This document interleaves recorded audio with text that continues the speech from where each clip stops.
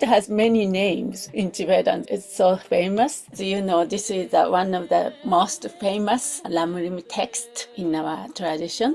Each tradition or each school has a LAMRIM. They call it differently, but in the Geluk tradition, our tradition, we call the LAMRIM genre. Of course, the most extensive one is LAMRIM Chenmo. Lama Tsongkhapa wrote quite a number of. Main one is 5, and also 7. We studied a few. Today we're gonna do the 3 principles aspect as well, right? One of the most abbreviated one today we introduce. Abbreviated, but doesn't mean it is not important, actually. More profound sometimes, it's condensed, but also it has a meaning. Why it's condensed, why it has a kind of gives us a different flavors.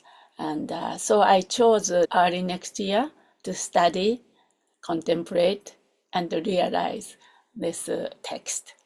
It's called LAMRIM NYAMGURMA or LAMRIM Dudong. Dudong means a concise meaning of the stages of the path. That's one way to say this title. And also translated the abbreviated point of the stage of the path to enlightenment. Also, Tibetan said just a shorter LAMRIM, shortest one. The longest one, the medium size, then the shorter one. Whenever we say the shorter one, shortest one, then refers to this one, LAMRIM Dudong, the condensed version. So that one. Then also we said NYAMGURMA, LAMRIM NYAMGURMA is a song. Nyam means like spiritual realization, spiritual experience. Whenever we do practice, some kind of spiritual experience done, right? In our level may not be so profound, but some kind of openness, even just we recite it, then diffuse bodhicitta, some kind of experience done, or the conviction and through Lama Tsongkhapa's Guru Yoga. Right? That's called Nyam. So NYAMGURMA, so Song of the Spiritual Experience, sometimes translated as spiritual realization. Sometimes it's translated as a line, lines, so it has all the lines. It's a poetic form, so the line of experience. Or Lama Yeshe translates a hymn of spiritual experience, or something like that. So there are many names.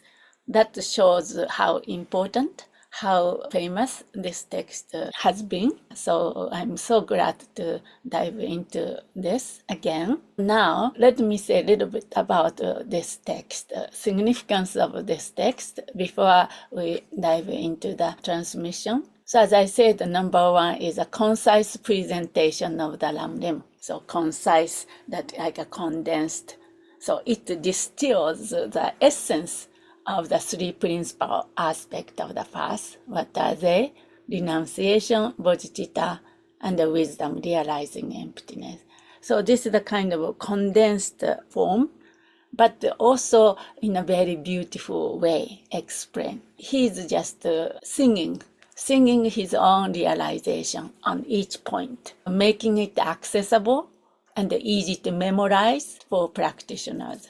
Tibetan practitioners in our tradition memorize this text so that and all the Buddhist map is in the head or in the heart. They know where exactly. Whenever we receive teaching, we know where we are talking about. So there is a context.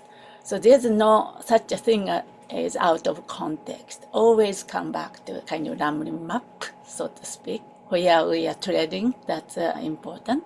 Second point, inspired by Tsongkhapa's actual spiritual realization. It's not somebody composed like a novel fictions or even non-fiction. Somebody wrote down. No, he just sang his own realization. This is not just a theoretical exposition, but a reflection of Tsongkhapa's profound personal experiences and realization of the past.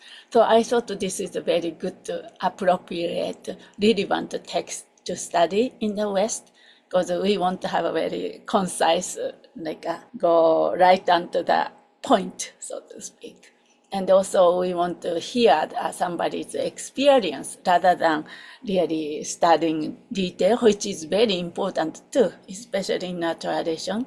But there are a lot of reference book available, so we can maybe study. If you haven't studied the LAMRIM, then we can do together. You can do study as a homework. Okay, then his insight serves as both a teaching and an inspiration for us as a practitioner, encouraging practitioners to strive for similar particular spiritual accomplishment. Yeah, it'd be nice to hear somebody who tread the same journey, then accomplished, come to the final realization.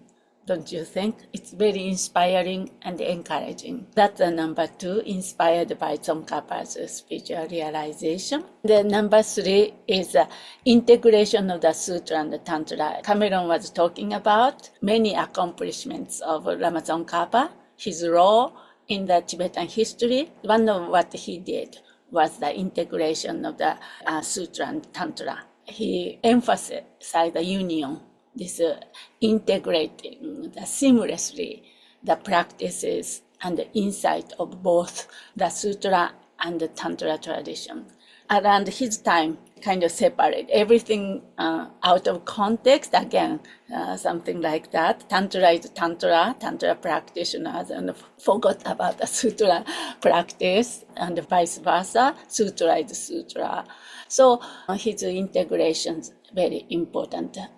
For him, he played this big role to synthesize everything in a coherent way, what the Buddha presented, offering a holistic view of the Buddhist path. Essentially, he was presenting the compatibility of these two approaches. In other words, when we enter the Mahayana path, to enter Tantric path. A Sutric path is for the Tantra. But in order to enter Tantra, we need to go through the Sutra path. Tantra is part of the Mahayana. That's the third point, integration of Sutra and Tantra. Then fourth significance of this particular text is the accessibility for daily practice. We want to have a brevity and the poetic nature of the text, this profound teaching. That makes it suitable for regular recitation and meditation. So once we study and receive transmission, then we can integrate this. I don't know how many pages in English, a few pages, only a few pages. So integrate that to our daily life. So it serves as a reminder of the path, like each point reminders. It also very beautiful how he explained. He used a lot of metaphors. You will know. I loved all those metaphors. Poem, right? Yeah, poetic form. From the foundational practice, from the beginning A, to the most advanced meditation Z. So A to Z, everything in there, in a beautiful prose, beautiful verses. So that's the accessibility for daily practice. That's point 4. Then point 5 is a focus on universal theme of the path. Universal theme, what are they? Universal relevant themes such as the preciousness of the life, like human life, impermanence, the importance of ethical discipline, ethics. Those are the emphasized throughout the humanity, actually, regardless of which religion you belong to or trust in, right? Cultivation of compassion and wisdom, especially in the Buddhist tradition, wisdom and compassion go together. Okay, so these themes resonate with practitioners of all levels, regardless of their specific background or lineage. That's the 5th one. And 6th one is a guide to genuine spiritual experience. Many of us has been practitioners, studied, some has been practitioner for decades, long time. Some might be new, couple of years, but regardlessly, this is the guide book to genuine spiritual experience. All these texts and the teaching are meant for realize come to first experience, like studying, contemplating, examining, analyzing, perhaps debating, then meditating, non-dually, then some kind of experience dawn, but also that also come and go, like each session different, refresh.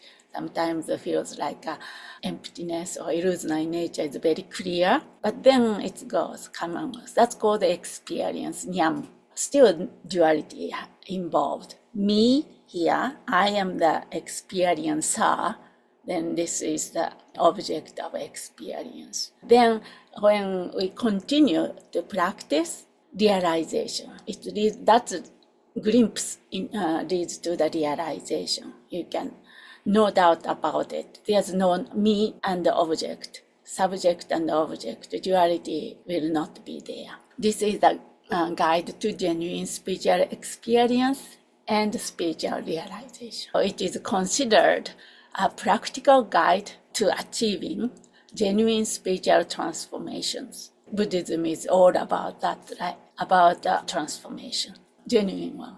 So the title itself, Song of Spiritual Experience, underscores its role as a map for cultivating authentic realizations and a heartfelt connection to the teachings. That's the number 6, Guide to Genuine Spiritual Experience. That's exactly why I chose this text as a New Year. We kickstart 2025.